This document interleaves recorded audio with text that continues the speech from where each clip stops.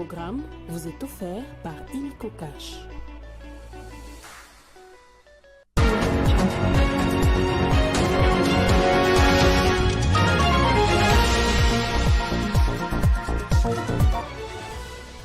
Intense activité gouvernementale au Nord Kivu pour venir en aide aux victimes du naufrage du bateau MV Merdi.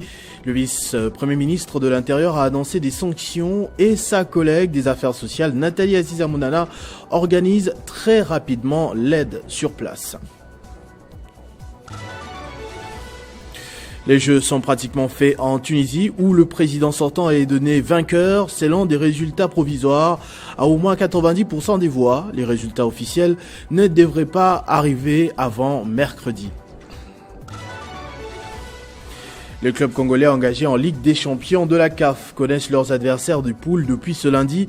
Mazembe est logé dans le groupe A aux côtés de Young Africans, Al Hilal et Usma Alger, alors que Maniema Union va évoluer dans le groupe B avec Mamelodi Sundowns, Raja Casablanca et AS FAR Rabat. Mesdames et messieurs, bonjour. Après le naufrage sur le lac Kivu du bateau MV Merdi, la ministre des Affaires sociales, Action humanitaire et solidarité nationale, Nathalie Aziza Mounana, est à la tête de la coordination des équipes chargées des recherches des corps dans le lac. Les recherches se poursuivent en dépit des difficultés d'ordre technique rencontrées.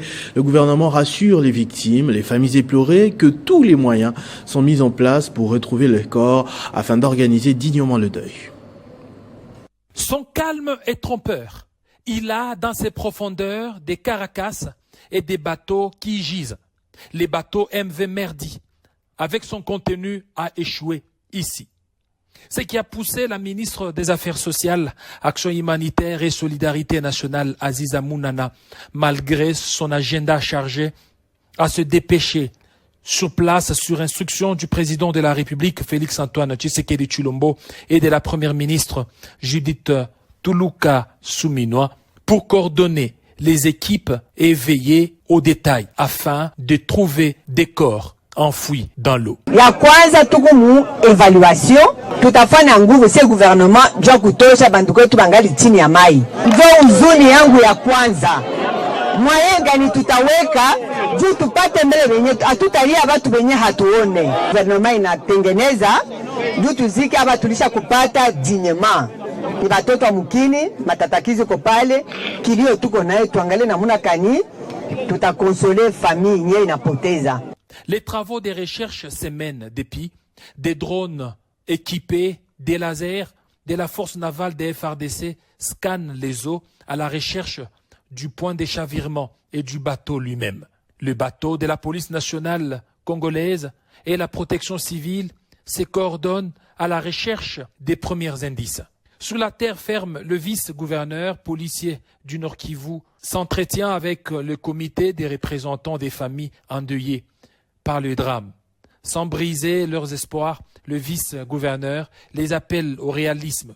Plusieurs obstacles s'imposent aux recherches: la profondeur du lac, la localisation du bateau échoué et son possible désengage pour en extraire des corps pris au piège. Mais il y a surtout la nappe de gaz sous les lacs à seulement 20 mètres de profondeur.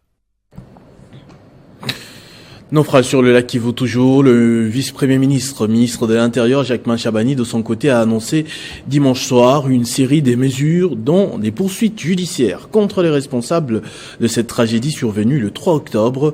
Il signale également que le gouverneur du Sud Kivu est chargé de prendre des sanctions disciplinaires à l'endroit des responsables des services publics impliqués dans ce naufrage, à savoir la police lacustre et la Direction générale des migrations. Ces séries de mesures sont prises à l'issue d'une mission que lui-même effectue à Goma pour apporter soutien aux équipes déjà mises en place pour rechercher les disparus. Extrait de son point de presse avec Pacheco Kavundama, notre correspondant dans la région. À l'issue de cette réunion, des mesures urgentes et immédiates suivantes ont été prises. 1. Le gouverneur du Sud Kivu est chargé de prendre des sanctions disciplinaires à l'endroit de tous les responsables des services publics impliqués dans ce naufrage, notamment la division provinciale de transport et communication, la police nationale lacustre et la Direction générale de migration. 2. Les gouverneurs des provinces du Sud Kivu et du Nord Kivu sont instruits de prendre toutes les mesures sécuritaires et réglementaires en matière de navigation sur les lacs Kivu et Édouard et de les faire respecter strictement, notamment d'exiger le port des gilets de sauvetage à tous les passagers au bord des unités flottantes, le contrôle technique et de conformité des 10 unités. 3. Il a également été instruit aux procureurs généraux des 2 provinces précitées de poursuivre les actions judiciaires déjà en cours contre les auteurs de ce naufrage tragique afin qu'ils répondent de leurs actes. 4. De concert avec tous les services publics, notamment ceux de la santé, l'autorisation sera accordée aux familles éplorées de procéder à l'enterrement des corps déjà retrouvés et identifiés, conformément à leurs coutumes respectives. Concomitamment, les services habilités poursuivront les recherches des corps coincés dans le bateau sous les eaux afin de leur réserver un enterrement digne. 5. Le gouvernement rassure tous les rescapés actuellement internés dans les hôpitaux de leur prise en charge. En justice, le garde des Sceaux Constant Mutamba séjourne depuis dimanche à Lubumbashi, dans la province du Haut-Katanga, où il poursuit sa mission d'amélioration des conditions de vie des détenus, le processus de désengorgement des prisons, le lancement des travaux de réhabilitation et construction des nouvelles prisons, telles que voulues par le président de la République, Félix Tshisekedi. Dès son arrivée à Lubumbashi, le garde des Sceaux Constant Mutamba a réussi à présider en début d'après-midi de ce dimanche la toute première séance de travail avec les autorités du secteur de la justice. Lors de ces échanges, le patron de la justice congolaise a relevé les objectifs de sa mission dans la capitale du Haut-Katanga, avant de rappeler à l'ordre tous ceux qui, d'une manière ou d'une autre, se compromettent dans l'exercice de leurs fonctions. La descente de Constant Mutamba dans le Haut-Katanga s'inscrit dans le cadre de sa mission d'amélioration des conditions de vie carcérales, le désengorgement des prisons et le lancement des travaux de réhabilitation et de construction de nouvelles prisons. Cette descente dans le Haut-Katanga est la toute première mission du garde des Sceaux à l'intérieur du pays depuis le rétablissement de sa santé après avoir été testé positif au poison causé par des ennemis, du changement et de la thérapie rigoureuse qu'il impulse dans les secteurs de la justice congolaise, autrefois diagnostiqués des malades par les présidents de la République, Félix Antoine Tshisekedi Tshilombo, qui tient à avoir une justice distributive, impartiale et équitable. Dans le Congo central, le député provincial Lubaki Kioni Gabriel s'est engagé dans le social pour améliorer les conditions de vie des habitants de sa base électorale de Kasangulu. Ce dernier s'est notamment engagé corps et âme dans les infrastructures routières afin de permettre une bonne mobilité des personnes et de leurs biens. Détail dans cet élément. Dans le cadre de ces vacances parlementaires, plusieurs activités ont été réalisées dont sont bénéficiaires les fils et filles de la région. Le député provincial copté Lubaki Kioni Gabriel Mafouré de la circonscription électorale de Kasangulu dans le Congo central s'est visiblement engagé dans les sociales pour le bien-être de ses compatriotes.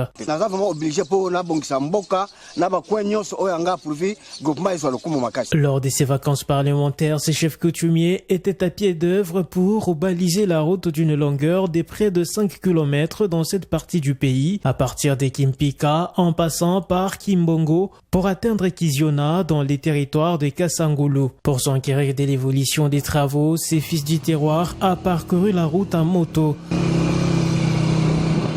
Sur place, il a échangé avec les habitants du village Kiziona dans les buts de les sensibiliser sur l'unité. Donc, ils ont reconnu ma belle vraiment en tout cas Congo. depuis Congo d'Antoti là. Kinshasa, ils ont plus de 9000 habitants. Le village Kiziona a plus de 9000 habitants, mais il n'a pas de route. C'est pour cette raison que je me suis engagé pour permettre aux habitants d'évacuer leurs marchandises.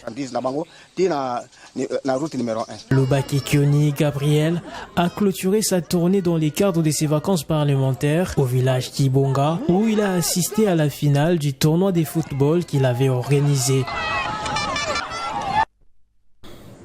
En Tunisie, le président sortant Kais Saied a été donné vainqueur avec plus de 89% des voix dès le premier tour de ce scrutin. L'annonce a été faite ce vendredi. Ce dimanche soir, voulais-je dire, juste après le vote sur la télévision nationale, alors que les résultats provisoires doivent être annoncés par l'instance supérieure indépendante pour les élections d'ici mercredi 9 octobre. Le président sortant tunisien, Kais Saied, a remporté très largement les élections avec plus de 89% de voix selon le sondage sorti des urnes, malgré un taux de participation très faible. Prenant la parole de la soirée du dimanche, dans son quartier général de campagne, le président tunisien a dit sur un ton fort vouloir poursuivre la révolution de 2011 et bâtir un pays nettoyé de corrompus et de complots. La Tunisie restera libre et indépendante et n'acceptera jamais l'ingérence étrangère. Selon les données de l'Institut Sigma, conseil diffusé sur la télévision nationale, Kais Saied, qui a obtenu 89,2% de suffrages dès le premier tour, écrasant le deuxième candidat, Ayachi Zamel, qui n'a obtenu que 6,9% de voix. Le troisième, un député de la gauche panarabe, Zouher, s'est adjugué seulement 3,9% de suffrages selon Sigma. Des résultats officiels préliminaires sont attendus ce lundi après-midi. Notons qu'après l'annonce des sondages sortis des urnes, environ 400 partisans du président sont sortis fêter sa victoire, brandissant des drapeaux et sa photo devant les théâtres municipaux au centre de Tunis, en scandant « Le peuple veut Kais de nouveau ». Un groupe a entonné avec entrain l'hymne national. Un an après les attaques du Hamas, Israël commémore ce lundi 7 octobre, le jour le plus meurtrier de son histoire. Lorsque l'armée du pays a été prise au dépourvu et rapidement submergée, c'était le 7 octobre 2023, souvenez-vous, de Sydney à Paris, de Buenos Aires à New York. De nombreux rassemblements ou cérémonies sont prévus pour marquer l'anniversaire de cette offensive qui a fait, notez bien, 1205 morts. Ce lundi 7 octobre 2024, l'État hébreu commémore le premier anniversaire de la série d'attaques terroristes. Une cérémonie qui connaît la présence des différentes autorités étatiques, notamment du Premier ministre Benjamin Netanyahou. Fermée au grand public, les Israéliens pourront attendre la diffusion à la chaîne nationale à partir de 21h. Quelques membres de familles d'otages et de cette barbarie s'opposent à la façon dont le gouvernement israélien gère les négociations avec les Hamas et promettent d'organiser une série officieuse d'ici quelques heures. Lancée le 7 octobre 2023 par les Hamas, une série d'attaques terroristes sur les territoires israéliens. Dès l'aube, l'organisation palestinienne qualifiée de terroriste par l'Union européenne et les États-Unis a déjoué la sécurité de l'État hébreu et l'a surpris avec des excursions meurtrières par la terre, les airs et même par la mer. Une journée sanglante pour Israël au cours de laquelle 1189 personnes ont été tuées, dont 815 civils, 7500 blessés et 251 otages. Cette guerre a fortement secoué l'économie israélienne. Notons également que l'économie israélienne paye toujours un lourd tribut. Un an après, la croissance a fortement ralenti. Des secteurs entiers ont été terrassés, en particulier la construction et le tourisme. La guerre coûte extrêmement cher, ce qui inquiète fortement les agences de notation qui ont dégradé plusieurs fois la note souveraine de la dette. Le club congolais engagé en Ligue des champions de la CAF connaissent leurs adversaires de poule depuis ce lundi. Mazembe est logé dans le groupe A aux côtés de Young Africans, Al Hilal et USMA Alger, alors que Maniema Union va évoluer dans le groupe B avec Mamelodi Sundowns, Raja Casablanca et AS FAR Rabat. Le point complet de ces nouvelles avec Christian Bokaya qui, comme tous les lundis, va me rejoindre de l'autre côté du plateau pour le panorama sportif. Christian. Voici Christopher. Bonjour. Bonjour. Bonjour. à toutes et à tous. Et merci de participer à cette édition du journal. D'abord, éliminatoire Cannes 2026. Non, on va parler d'abord de boxe. Exactement, championnat d'Afrique de boxe, c'est dans 7 jours seulement. Effectivement, plus que 7 jours nous séparent du go de ce championnat d'Afrique de boxe. Et ce sera bien sûr du 14 au 27 octobre courant, Christopher.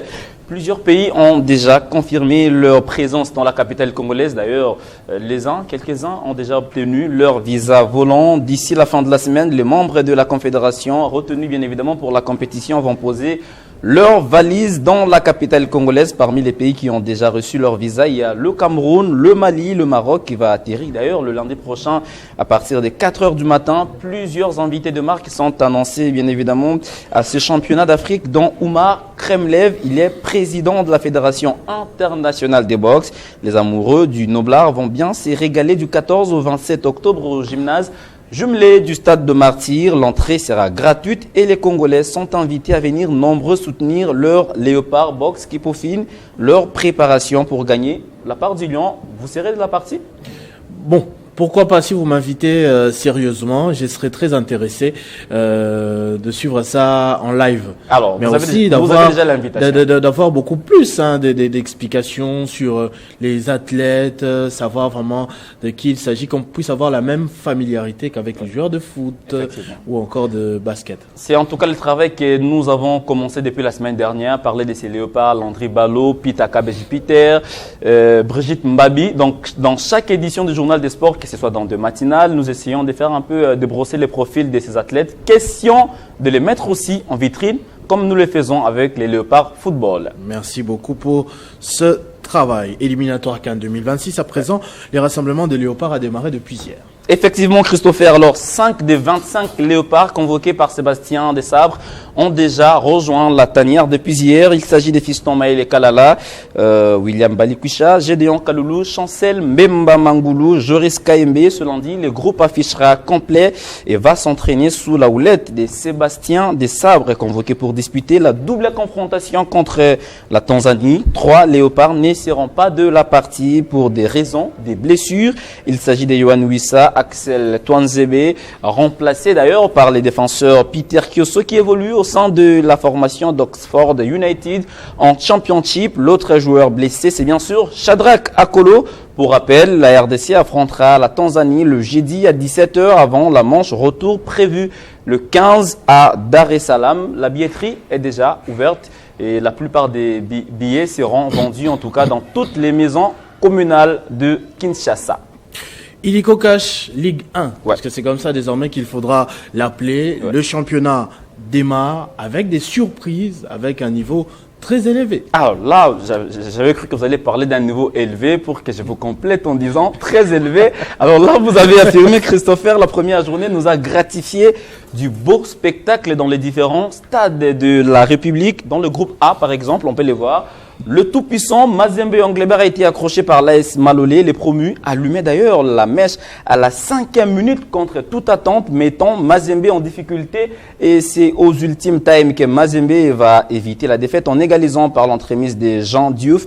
Et toujours dans le groupe A, comme on peut bien voir sur ces tableaux, le FC Saint-Éloi Lupopo a réussi son entrée en lice en battant petitement l'US Chinkunku au stade de Kibasa Maliba de Lubumbashi. Lubumbashi Sport, de son côté, a gagné son premier match par forfait face à la JS Groupe Bazano. Les Aigles du Congo de Vidier Chimanga a réussi aussi à prendre un point devant Ange Vert en se neutralisant avec cette équipe sur le score d'un but partout. Vert Club sur terrain, on va les voir en image, Christopher, a essuyé 100 et haut pour prendre ne serait-ce qu'un point devant Bukavu Dawa, mené 2-0 après 19 minutes de jeu seulement. Vert Club a regagné le vestiaire avec un but d'écart avant de remettre la pendule à l'heure en seconde période. Il était même sur le point de passer devant au marquoir. N'eût été la maladresse de ses attaquants. Maniema Union, de son côté, a pris 3 points face à New Jack. C'était bien sûr en s'imposant sur le score de 2-0. Le but de Kambelembele porte les signatures de GFT Kitambala et Mola. DCMP, de son côté, a raté son décollage. Les verts et blancs ont été étriés par le FC Céleste sur le score de 3-0. Le club qui a donné la joie en tout cas à ses supporters. On peut aussi le voir, Guilain, c'est bien sûr l'OC Renaissance du Congo. L'OC Renaissance du Congo qui s'est lancé parfaitement en 30e édition de Illico Cash Ligue 1 en s'imposant bien sûr sur le score des 3-1. Le soir, on reviendra bien sûr avec beaucoup d'autres images. Ce sera bien sûr à 19h45 dans le journal des sports. Christian Bokaya pour ce service. C'est moi qui vous remercie. Ce journal est terminé. Je vous en rappelle tout de suite les principaux titres. Intense activité gouvernementale au Nord Kivu pour venir en aide aux victimes du naufrage du bateau MV Merdi. Le vice-premier ministre de l'Intérieur a annoncé des sanctions et sa collègue des Affaires sociales Nathalie Azizamounana organise très rapidement l'aide sur place. Les jeux sont pratiquement faits en Tunisie où le président sortant est donné vainqueur selon des résultats provisoires à au moins 90% de voix. Les résultats officiels ne devraient pas arriver avant mercredi. Les clubs congolais engagés en Ligue des champions de la CAF connaissent leurs adversaires de poule depuis ce lundi. Vous avez suivi avec attention Christian Bokaya dans ce panorama sportif qui a fait le tour du monde et de tous les sports. Ne nous quittez pas, la revue de presse de Benjamin Moudiata, c'est dans un instant.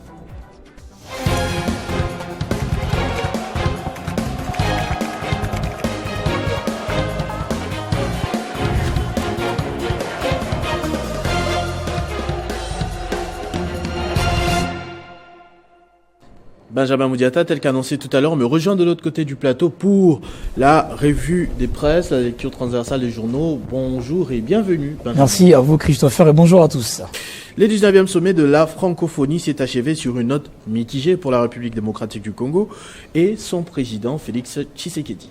Bien évidemment, Christopher, le sujet figure déjà à la une des plusieurs tabloïds parus ce lundi à Kinshasa, la capitale. Si l'événement a enregistré un succès relatif, bien évidemment, avec l'élargissement de l'Organisation internationale de la francophonie qui a accueilli 5 nouveaux États et gouvernements, dont l'Angola et le Ghana, par exemple, la relation entre Kinshasa et Paris a connu un épisode de tension. À la une du journal Forum des As, tel que vous pouvez le voir au grand écran, nous voyons en gras Kinshasa, Paris, le dessous d'un boycott au sommet de la francophonie.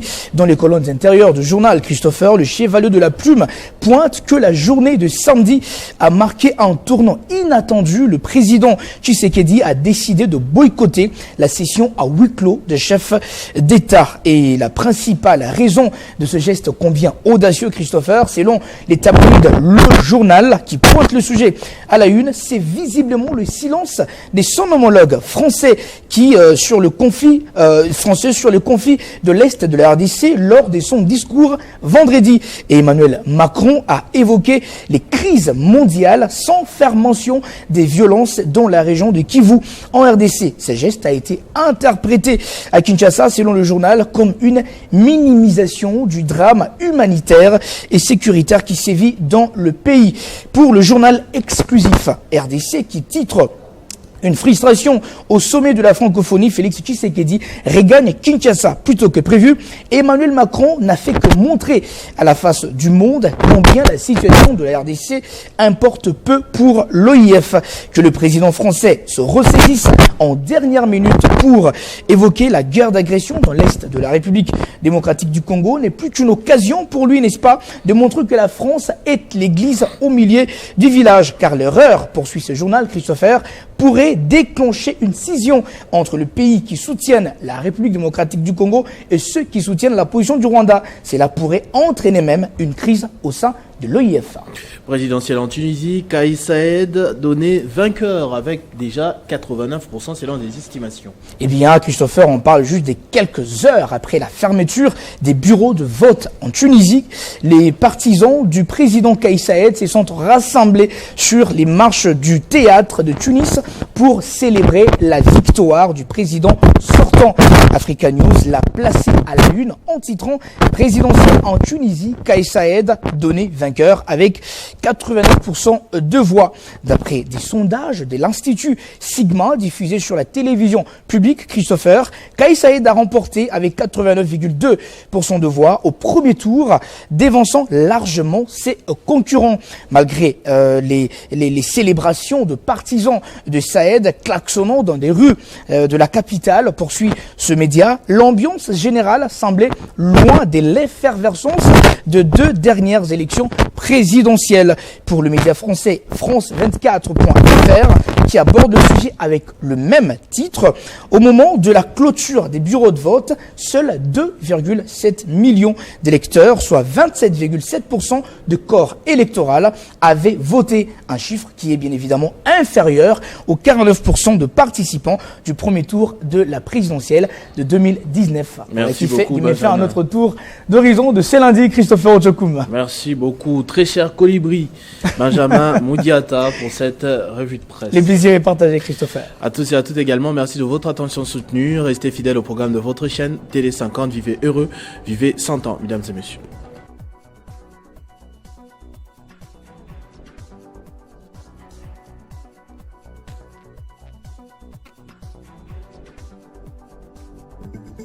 Retrouvez toute l'actualité en continu sur www.tele50.cd.